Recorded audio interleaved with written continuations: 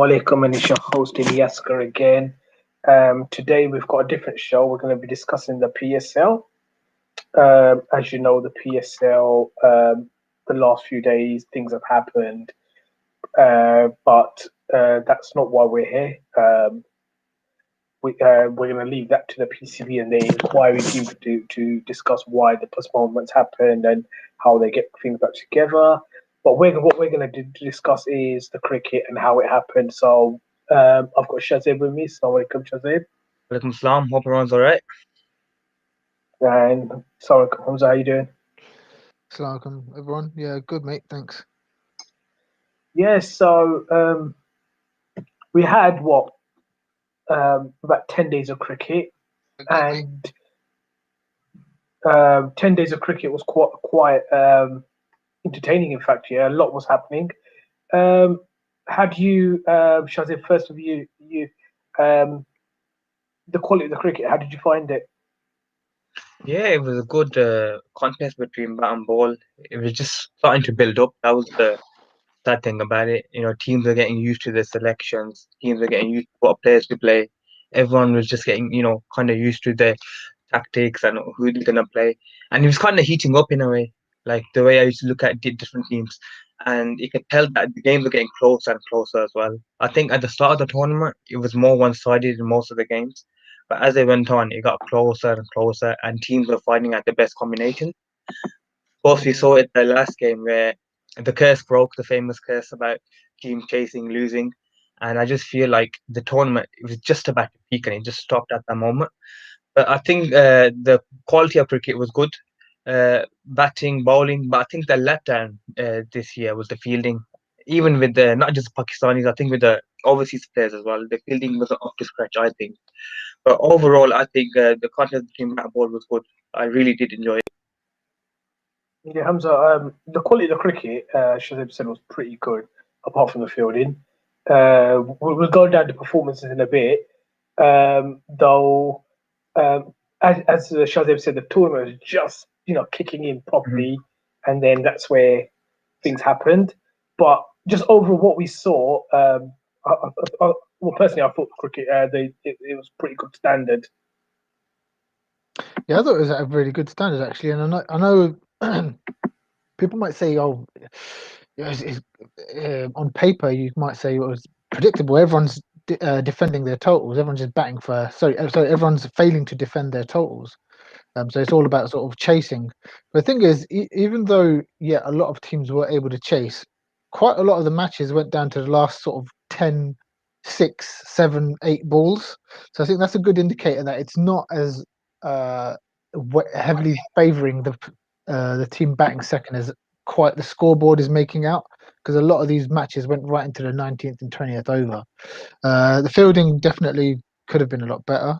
Um, I think we just got kind of used to that. But yeah, it's surprising that it was a lot of the foreigners were dropping catches and messing up in the field.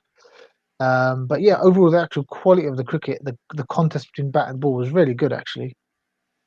And yeah, Yeah, it's a pity that it got locked off just. I think it was just hitting its peak as well. It was. mhm. With the toss factor, Shazib, I mean, a lot of people have discussed it and said, "Oh, if you lose the toss, you lost the game." Do you think the G was that heavy that was happening? Because I didn't think it was. I thought it was poor execution from a lot of teams, especially at the death. Um, and obviously, with batting friendly wickets, you're going to get more and more. Obviously, Mm. G was playing a part, but it wasn't as bad as or it wasn't as bad as some people exaggerated it, I guess. I agree with you 100%. I think there was a lot of poor bowling as well into that when the teams were chasing. That's when I say, when he was getting to this peak, the captains were learning about the bowlers, who to bowl, who not to bowl, and stuff like that. I don't think Dew was that much of a factor, to be honest with you. I just saw it as poor bowling. There was a lot of poor death bowling when it comes to, maybe between the 15th and 20th over, around that mark. There was a lot of bowling that was just going wrong, freebies on the leg side, and extra runs just being given. And we saw at the end Croatia did eventually break that curse where the team that batted first or won. But I don't think so, Hamza. What do you reckon? I don't think Dewey did play that much of a factor, in my opinion, anyway. No, I don't think so. Yeah. I think it was more. Yeah, I mean, you can speculate, like, because that is a pattern. All right, so they were still close, but everyone was chasing it down successfully. So what was going on? I think a lot of it has to do with just total speculation, but I think a lot of it's to do with the size of an outfield as well. I think we need to push those ropes back. It's a big bugbear of mine. Maybe I Yeah. talk about it too much, but I really hate that, especially in 2020s and to an extent in ODIs, but they do this in 2020s, I think anyway. Is bring the field up. The amount of edges and miss hits that were going for six, it's maybe it's because I'm a former fast bowler, seam bowler, and so it's the bowlers union coming out.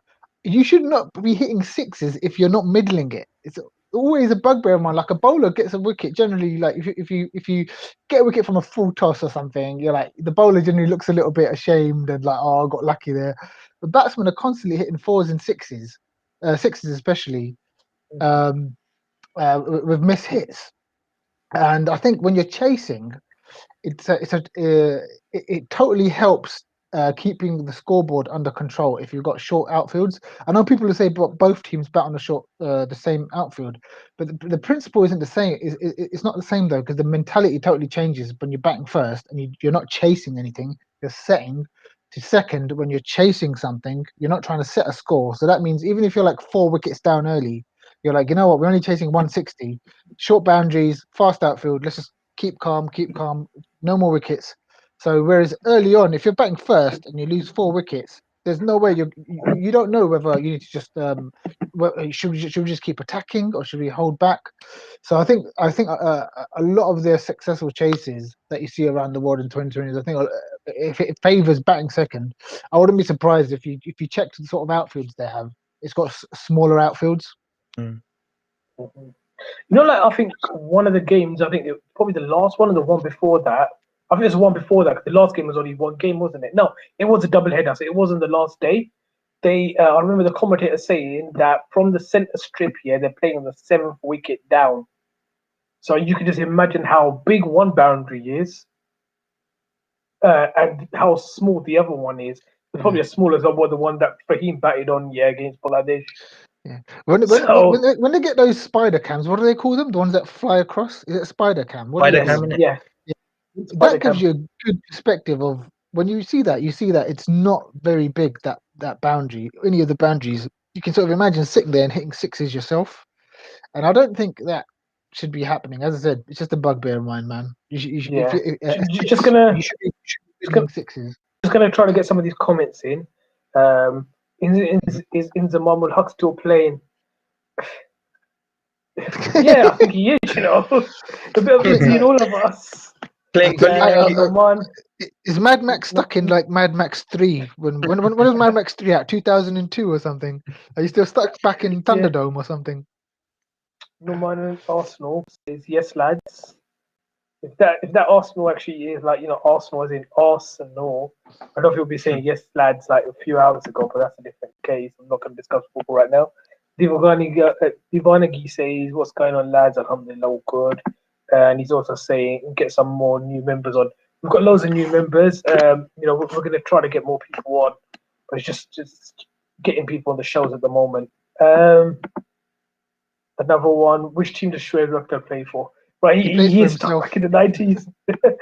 Yeah, Mad Max, definitely. Yeah, I mean, for me, the best thing to come out of this tournament was a young pace bowlers, so many 140 pace bowlers, bags of potential. We're going to get into that in a little while.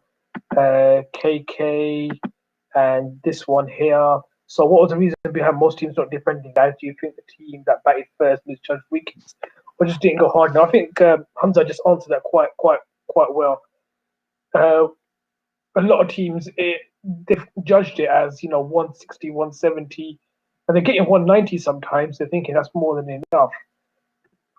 But the team batting second knows what they're going for, and they're targeting them small boundaries. Whereas the team batting first have always started a little bit slower. I thought, initially they don't really go that hard in the power play, especially in the first couple of overs, because they want to see the conditions. So that's that. Most Pakistani grounds have got really big outfields as well. If you look at the amount of grass there is beyond the billboards, like Karachi, Lahore, Multan, Bindi as well. I think they could easily push the Mhm. boundary back just 3 or 4 meters. That's it, and you'd have Easily. a way more competitive, much more quality cricket as well. When was the last time you saw a 3 run in a T20? I just can't even remember it. They push the ropes forward, I've don't never they? seen one. I don't think I've ever seen one. Forward. Unless it's, Wow. unless it's an overthrow, I don't think I've ever seen a 3 in a T20.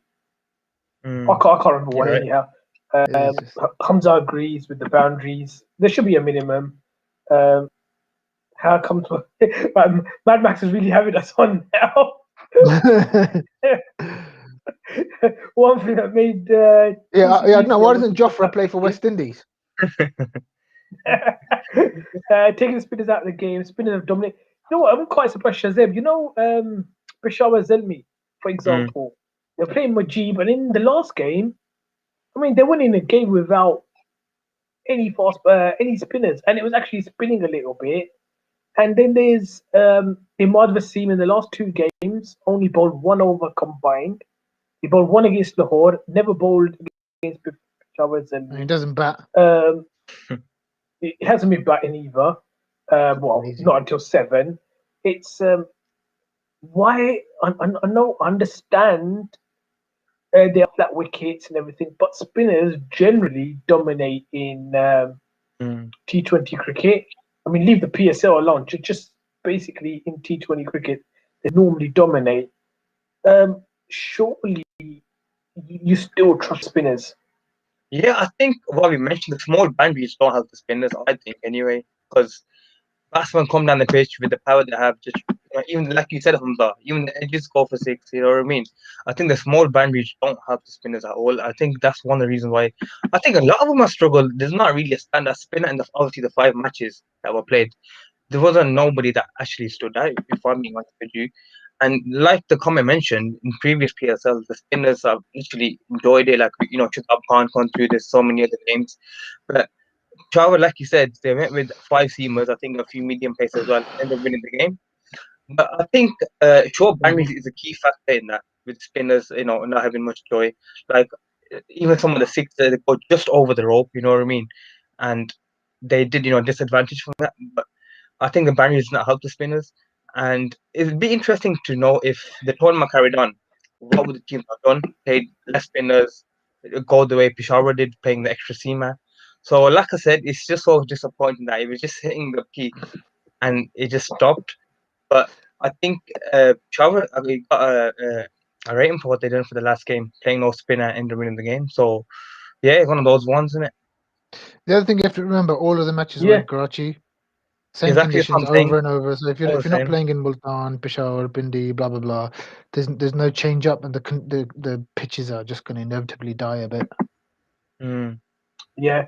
I think it was it was Karachi, and I think it was against Peshawar Zalmi. Now they haven't gone with a spinner, and these guys have gone with 4 specialist batsmen, a couple of all rounders, but 7 bowlers, and you're like, it's people go the other way around. They have the 7 batsmen and the couple Especially in of all rounders. 2020. It's remarkable how they went. I mean, they won the game, but it's a massive risk to take. But why do you need 7 bowlers? I don't know. I know this is speculation, but I totally think this is Imad trying to hide his bowling. He has infuriated me so much in the last year because he's a proper good batsman, so he should be batting for. It's a PSL match, for God's sakes. You're bowling. Some of the bowlers you're coming up against are like Carlos Brathwaite, who's an honest trundler. That's all he is. Not everyone's like his name, so I don't get why he's reminding me of what infuriated me about Sarfraz as a Pakistan captain, because I'm a huge fan of Sarfraz and a big backer of his. I wanted him to get into the Pakistan team in 2010, back when Kamran was having a dog's dinner every series, and people were like, oh, he can't bat, and then finally in 2014 people woke up, and he was such an obvious choice for captain, and then he started hiding when he became the captain. He wasn't leading from the front. Regularly in the white ball games, Sarfraz would come in at 7 and 8 when he should be batting at 4 5. And Imad's doing the exact same thing. He keeps on coming in at 7 and 8. He hardly bowls now. So he's got 7 bowlers, so he can just hide and say, oh, well, I don't need to bowl, which is nonsense. You're the captain. You're an all-rounder. You need to be leading. If you're not bowling, you should be batting at 4 or 5, I think. So I Yeah. think he's played himself. For me, he's totally played himself out of contention for the World Cup. I know people are going to be like, "That's a big call," but you've got a ready-made replacement in Nawaz, who's looking like a better bowler, better batsman, and he looks fit as well. That's the other thing about Imad. Every time I see him, he gets he's got a punch every time. Got a little did coming out. I don't like that. You know, you're not. Misbah kept himself fit till 42. Yunus till 40, and none of them have got dids yet. Why are you at 30 developing a did? So you got a ready-made replacement in Nawaz. Because thinks like teams batting first were like 20, 30 runs short. That it was more 210, 230 odd wickets. Man, Maxine's Kashmiri, so he supports Pakistan, India, and Pakistan. I think Mad Max confused. Yeah, it's in India. But there's a lot of discussions going on. I'm gonna leave that one. Let's go on to a bit more on the performances. Yeah. First of all, the top 4 run scorers were Rizwan. So far, we're talking about Rizwan, Fakhar, Babar, and Sharjeel. Now, that probably comes across and tells me, and then I think Hafiz is about 5th or 6th, something like that, in the top scorers. As well. Yes, the Safrad's around there as well. So a lot of Pakistanis are around there in the top run scorers. Now, I'm just looking at that and thinking, well, just them 4, for example, for now, because Hafiz will bat at 4. I guess them 4 will be our top 3. I think Babar and Riz will play, but then it leaves one out of Fakir Zaman or Sharjeel, to come into the side. I think that will be the Pakistani top 4 in our next series. On them, I mean, Fakir Zaman's shown good form, and Sharjeel come up for a lot of criticism lately because he wasn't performing, but come the PSL, he's just gone and shown that he can score runs and heavily. Albeit I think a couple of times he's had a chance, but you can get a chance, but it's what you do after that, because a lot of people get chances and get out of the following ball. So, Shazib, who do you think that could be the that one player, and does that mean now Babar goes down to 3 in T20 cricket? I think first of all, it's good thing that we've got a lot of cricket left until the World T20. And I just feel like just from 5 innings or 4 innings of Fakhar, it's too early to think that, okay, I think Fakhar is above Sharjeel or Sharjeel is above Fakhar. I think with more cricket that's played within the rest of the year, the more insight it'll give me like, okay, we need to start with Fakhar or Sharjeel. If you ask me right now, I'd probably favor towards Fakhar, and that's probably just about. It's not like a clear winner out of them two. I think Fakhar had a good tournament before the PSL in the National T20 as well. I think he was a leading run scorer, whereas Sharjeel, I think, was at the bottom of the queue in terms of the list. So if you ask me right now, say if you're going to the World Cup tomorrow, I probably prefer Fakhar ahead of Sharjeel. But in 3-4 months, that could change. You know what I mean? Like, they both have been out of form for a couple of years, and they're coming back, and both of them got dropped deservedly. And I think within time, we'll be able to tell, okay, I think Fakhar deserves to open for us in the World Cup or Sharjeel. Like I said, if you ask me right now, I'm swaying towards Fakhar just about.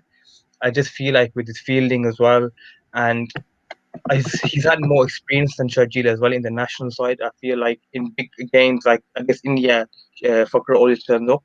So I'm favouring towards Fakhar. And in terms of the batting order, probably Babar moving down to 3 would be more suitable for us. I know he had a year in 2018 where Babar just smashed it, went to number 1 as a batsman.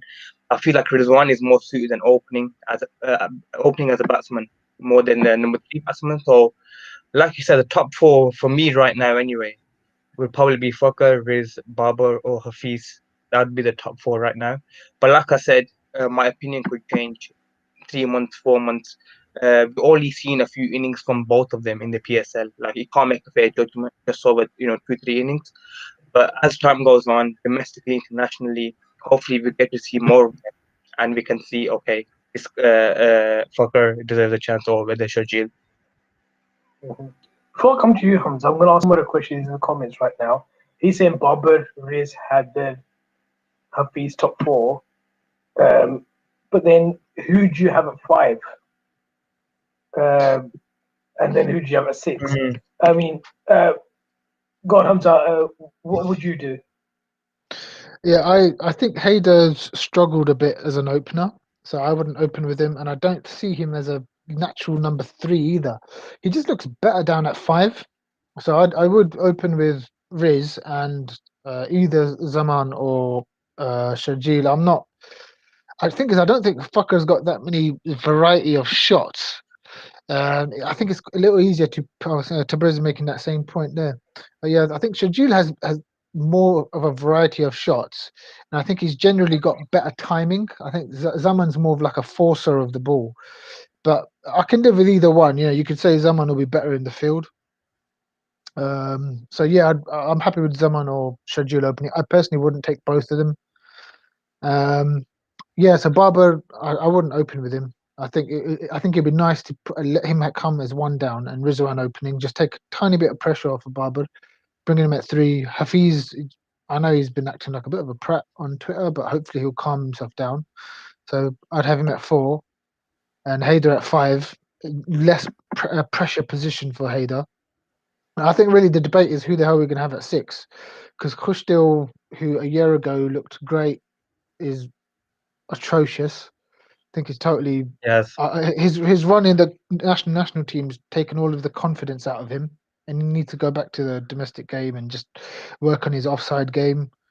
I think Talat should go and be on a bench just in case we need a number 4, but I don't see Talat as a number 6, so maybe we could take Talat as someone on the bench. So who the number 6 is a big debate, because Iftikhar is not good enough for the international arena, Asif Ali not good enough for the international arena. So who's the 6? Do you take Sarfraz? You know, I don't think it's the worst shout. Put Rizwan in the field, and give Sarfraz the gloves and bring him in at 6. I'd trust him more than. I mean, for a while I was thinking Maqsood, because what you need with a 6, you don't need a clever batsman at 6. You need someone who can do cameos. Like if all your 6 can offer is like a quick 30 off of 20 balls, you'll take that. Yeah, whereas your numbers 1, 2, 3, 4, 5, you generally want more from them. I think a number 6 cameos will do, and Maqsood can do cameos. But that last shot in the last match, I can't remember what it was. That was one of the worst shots I think ever played in the PSL. Did you see that Maqsood dismissal? Maqsood. Yeah, when he hit it down to long gone. There were like another 10 overs to go, and you're just like, what on earth is that? So it just makes me think this guy will freeze in the World Cup, and I'd rather have Sarfraz, even if Sarfraz can't hit really 6s. I'd rather have Sarfraz at 6. So yeah, I'm just yeah, looking at no it right one, now. no one's We're talking. No one's taking the And chances yeah, for 6. Rizwan, Babar, Shajil, Fakir, Safraz, Hafiz are the top scorers. Then comes Mohammad Nabi, Vince Howes, then Sway Maqsood, and just a few people down. You've got Haider Ali, Ravi Bopara, and you've got Shoaib Malik with 100 runs. Quite low down. I mean, that's not exactly going to get you back in the national side, scoring 100 runs in 5 innings. So that's that. Now, I've got a question, quick one. Would you not trust one of the all-rounders at number 6 when talk about Fahim, Imad, Shadab, like along one of those guys? Would that be too high for them? Do you think? I would. I think the 4 that I said would be my top 4. Haider be at 5. I would have Shadab at 6. 1 out of Imad or Nawaz at 7, and then 8, 9, 10 would be The Fahim, bowlers. and then my 2 seamers along with him. So I think that would be my team. But Shadab at 6.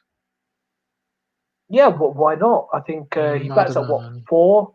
He bats at 4 for Islamabad. So I feel like with Shadab's batting last year, he done amazing. Remember the last year, but since then he hasn't really done anything with the bat. Bastow, Maori. I think for that, why I'm saying Shadab at 6 is because when you got Shadab at 6, Imad or Nawaz at 7, and Fahim at 8, I'm just looking at your batting goes up to 8, and you can rotate them as accordingly.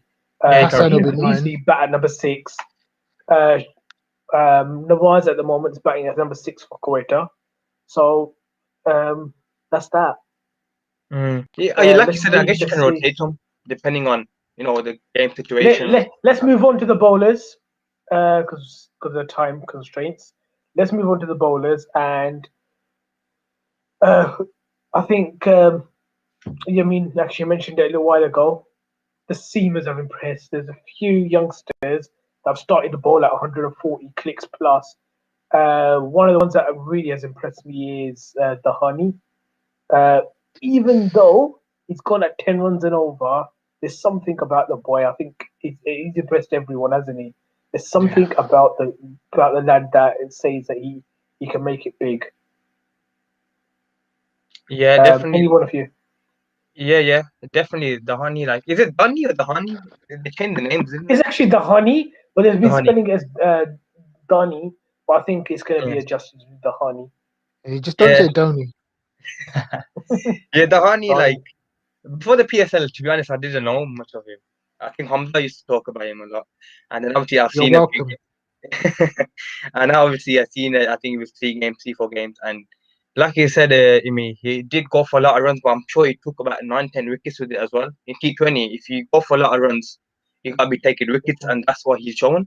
Like you said, there's been a few fast bowlers. And the guy who has impressed me is he never took as much wickets, but Mohammad Imran from Peshawar Zalmi. The other pace bowlers, full on pace, 140 clicks. But I feel like with him, he's got a lot of variations, slower balls. He bowls a good length, and he stands out for me. Like I said, he doesn't take that much wickets, but I He's feel only like got 3 wickets, mm, but he's only gone at 7 runs and over. that's what I'm saying. Yeah, He bowls right at the start, and he bowls right at the death. exactly. He's been really, really impressive.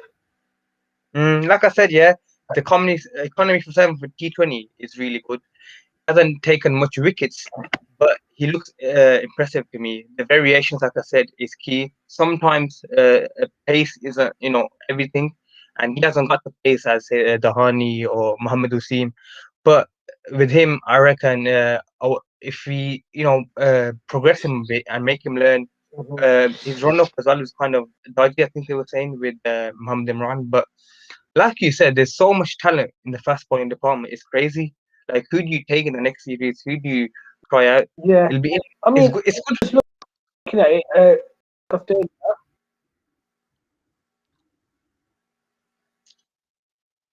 Thing disconnected. Can you hear me? things that we discussed earlier, 6, 7, 8, 9, 10, 11, 12. Oh, I think you got about eight bowlers down, and you get Zaid Mahmood in the wicket taking ranks. That shows how much spin has struggled. I'm just going to pick up on Imad Wasim. 4 games, 14 overs. He's got one of the innings. He got 3 for 29. He's got an average of 26. So why doesn't he bowl? He's just hiding. I don't know what it is.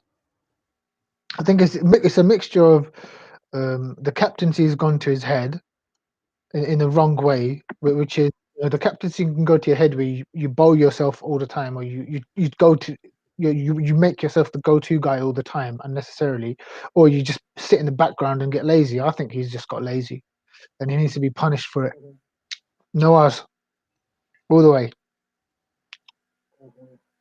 Yeah, like. Well, I think Rizwan goes 2 down the order by doing that. I think he's not a number 4. I don't think it suits him then. And then people just start complaining that he can't hit out.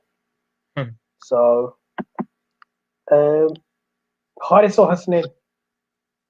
Forget Haris Ralph. Haris Hasnain for me. Jesus. He needs to play though. That's the thing. I remember us calling out. Maybe people are using Haris Ralph wrong. He is just a death bowler and middle overs bowler. That's it. And I've said this on a previous review. I cannot understand why the national team were opening the bowling with him. Utterly clueless. And they had Fahim bowling at the death. When Fahim's the new ball bowler, if you're going to bowl Fahim, you bowl him out early. With Haris, you bowl him late. So now I'd go with Hasnain every time, man. Haris is, oh my God, he's way too unreliable for me. when he made that breakthrough in the Big Bash League, he was bowling in the middle overs and in Yeah. the death. Yeah, they weren't And opening with him.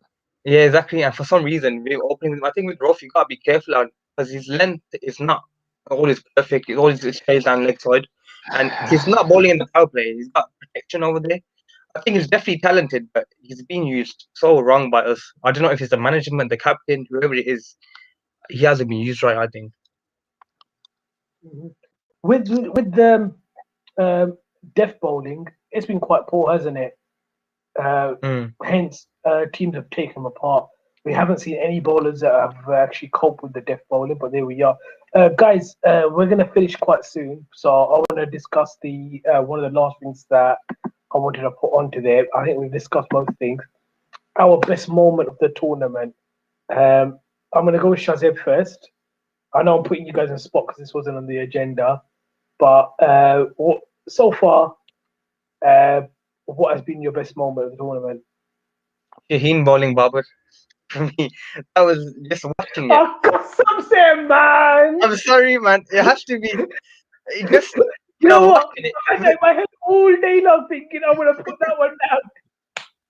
'Cause- You know when you first said that, yeah, that straight come into my head because it just the way it was heated up. You know what I mean? Lahore, Karachi, and the question was who's gonna win the battle.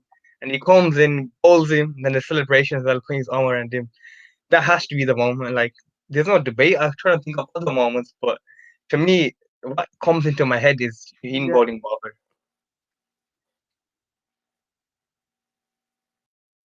I'm Yeah, gonna that's a good I'm one. gonna try to while trying to think of one and say one. I'm gonna try to think of another one now. No, I've got one. It's not a moment as such. It was just seeing Shahnawaz Dahani coming on the scene. You know, these little celebrations. I just love the guy, and it was nice. I've said this for a while. People keep on saying, you know, like I said, there's certain guys that didn't get a PSL contract that should have. Yeah, like Irfanullah. Basically, Dahani and Irfanullah were the two new decent bowlers that came on the scene in the Ghazi Azam Trophy. So I was happy for Shahnawaz that he got a contract, and a bit disappointed that Irfanullah didn't. And then you see other batsmen that didn't get a contract: Saud Shakil, Mohammed Harris, and Cameron Ghulam.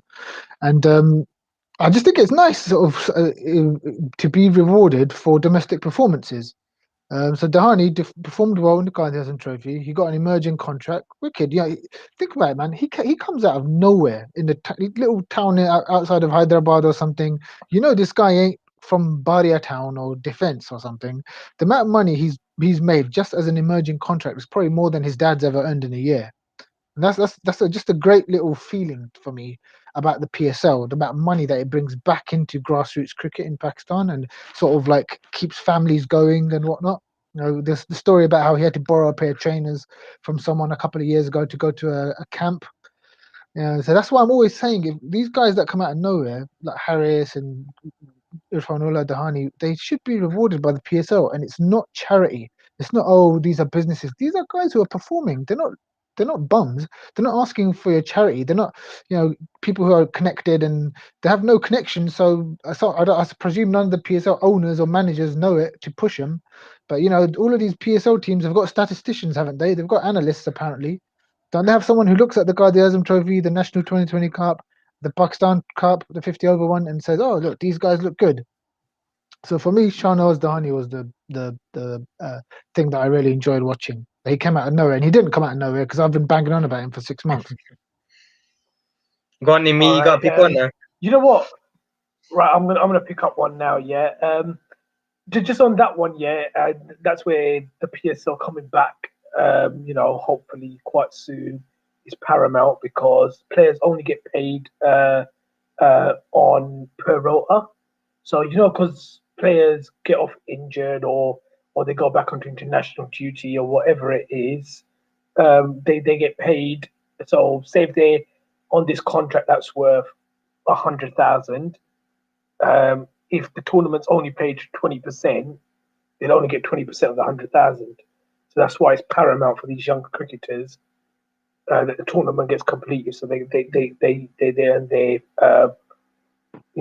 full money. But yeah, as you know, I think that spill by Shane was my moment of the tournament. but I've been beaten to that one. So I'm gonna go with another one, and that's gonna be the Babar Azam one. And I remember people tweeted and said that he's too slow, only bats 120, and people started tweeting it. What does he go and do? Gets an 80, 90 yard at 160 strike rate. Okay, so they stop. They won't tweet that one. Next game, again he's at 21 off about 22 balls. Oh yeah, he's strike rate. What does he go and do? Get 90 yard in 150 strike rate. So just Babar shutting everyone up again is up there, and obviously Riz and consistency is magnificent. Crazy, isn't it? Rizwan? Just I remember us three were actually having a conversation. I think before the South Africa series, saying is Rizwan a T20 batsman, and I was saying, you know what, let's give it time. Let's see how he performs T20 because he had that one innings in New Zealand where he done well, but other than that, I'd never see anything else. But it's come through internationally, domestically, and it just looks like a superb opener, doesn't it, Rizwan? Definitely. Yeah, I think it'd be nice if long-term repercussions. Yeah, go on. No, sorry, go on. Yeah, about the PSO incident, loss of trust. Yeah, I think no, everyone's dealing with that. That's a global problem. It's not just us. Yeah, exactly. There is no loss of trust. I don't think there's any. It's over-exaggerated. But we're going to leave it to the PCB's hands to have the inquiry. But it's an over-exaggerated incident because every sport around the world has had coronavirus. The Premier League is such a massive brand, and they've had it. NFL, anywhere you go around the world's had it. So let's move on. No, we're not breaking anyone's trust with COVID. COVID doesn't break anyone's trust. But that's that. Thank you guys for joining. Thank you everyone in the comments. Really appreciate it. Hopefully we'll be back with the PSL show quite soon.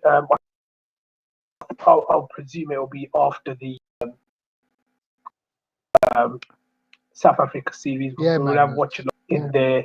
I'm talking facts. So, but yeah, Prime Minister of Kashmir. Shazib for joining. No problem, man. It's been a good one. It's good to just chat about it, man. Just miss the PSL, you hear me? Yeah. And thanks, Hamza, joining. And thank you for everyone tuning in. Thank you to be in the comments. And as always, Pakistan. Zindabad.